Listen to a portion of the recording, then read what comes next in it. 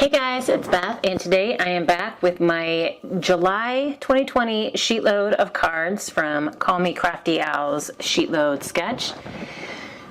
And there is a group of crafters who are kind of collaborating each month. When she releases a new sketch, we put together some design ideas for you, and then just so you kind of have ideas on how you can, the different ways that you might be able to use her sheetload sketch.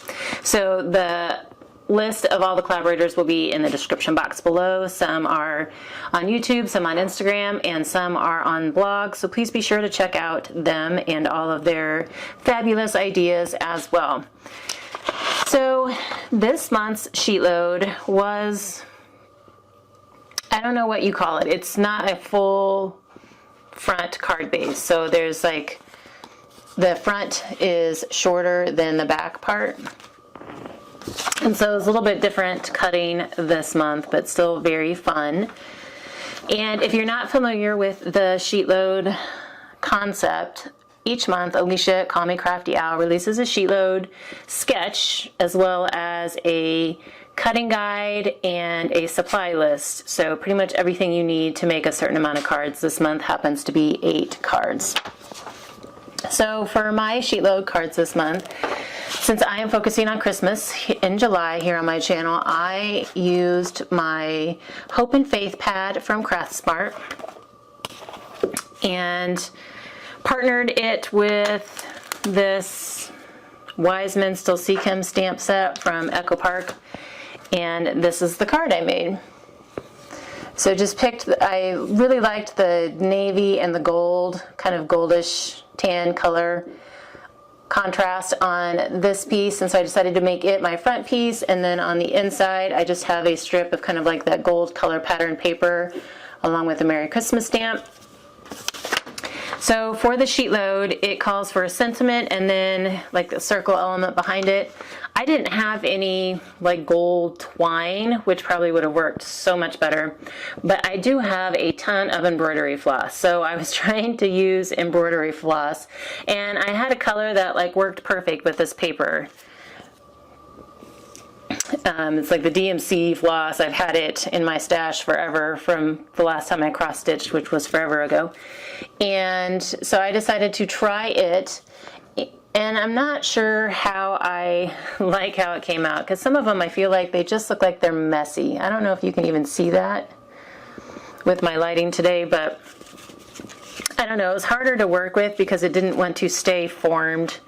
It's just kind of all over the place. So, but anyway, that may just be because that's not something I normally work with, that it may just be I'm kind of outside my comfort level and overly picky. It may be fine. I don't know. But so anyway, I stamped my Silent Night sentiment and the Merry Christmas on the inside in this Versacolor in bark.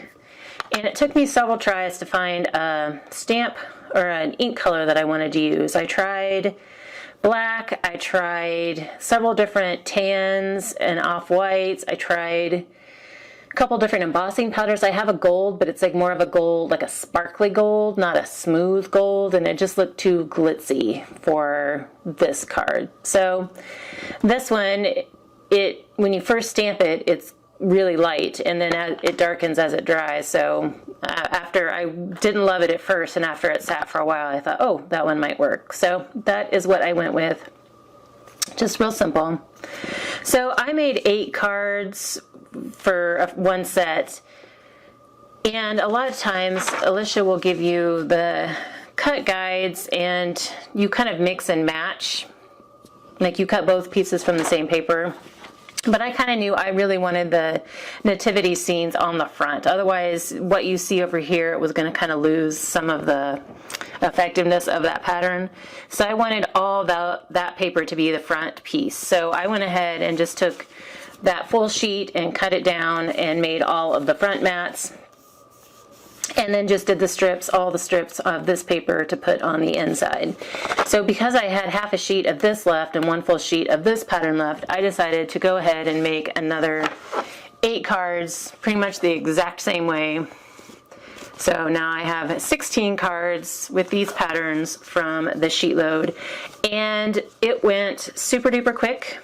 putting these together, it probably took me as long to add all of the floss, the embroidery floss, to the front of the cards as it did to like make the whole rest of the card, just because I am not used to trying to do that and fiddled with it forever. So, but other than that, like I loved how these cards turned out, and like the patterns and the contrast, and I love her Sheetload sketch as always. So if you would like to get a hold of the Sheetload sketch and cut and supply list, you can subscribe to Comic Crafty Owl's channel. There will be a link to her channel in the description box below as well. And once you subscribe to her channel, you can have access to this month's Sheetload as well as past Sheetloads. So hopefully you guys enjoy all of the designs and inspiration and this month's sketch. But I thank you guys so much for your time today, and I hope you have a crafty day.